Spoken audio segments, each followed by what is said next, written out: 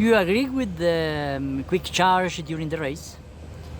I think it's a good idea to have this showcased, because it makes sense for the industry, it makes sense for some manufacturers, and it makes sense in general for infrastructures around charging. Everybody has in mind, oh, my autonomy is not enough to buy an electric car. So if we can perform and showcase the fact that charging is not an issue and is not something you need to worry about because it is everywhere and fast, that's a good tool.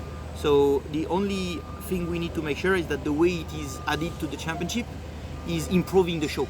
So it has to improve the show on the sporting side and make sure that we create an additional asset to the championship and not make something which would probably, we definitely need to make something which gives more for the fans, for the drivers, for the people watching, and for the manufacturers involved in the championship.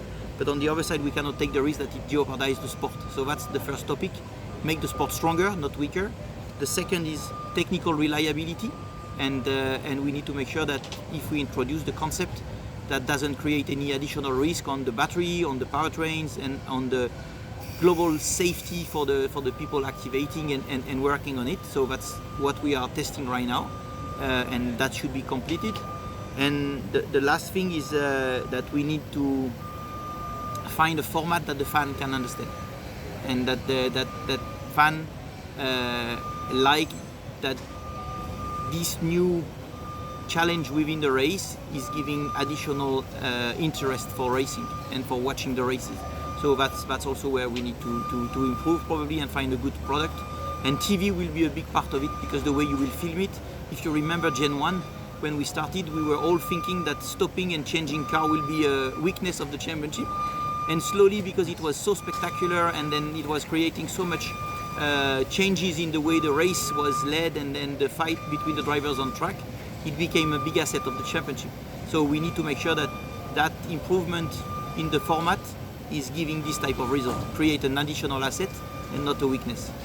And I think that in that improvement is think also the Gen 4 that arrived later. Gen 4 is the big one, because it's the one where we hope that we learn from the 3 previous generations, and that we also get new manufacturers on board, so that we get the championship at an even stronger level. And it comes very quickly. So the fact is that we learned a bit from what was difficult and challenging in Gen 3, and notably the timing of development. So that's why we think that we need to anticipate a little bit the start of the development, which means that it should start nearly now, or let's say in a few months. And the problem is always that good idea comes with some additional challenges, because as we just mentioned, we are still racing with Gen 3, currently developing Gen 3.5, and we already want to start Gen 4. So we are not structured necessarily with teams with 500 or 600 people able to run all those projects in parallel. So it's a bit of an effort. Big good job for the engineers. Yeah, it's a big job for the engineers, and it's a big job for us to validate that we get the budgets, we get the approval in the company, because the different board members, they want to validate project on a long-term base, but they want to see the result of the previous. And right now they have to decide for the next one without, let's say, witnessing or seeing what the Gen 3.5 will be.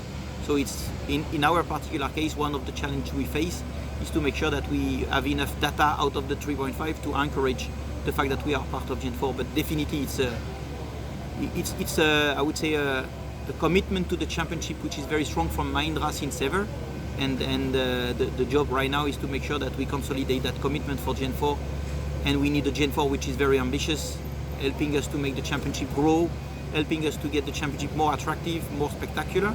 And I think from what we have seen from the requirements done by the FIA and Formula E, it is a promising product which is about to arrive.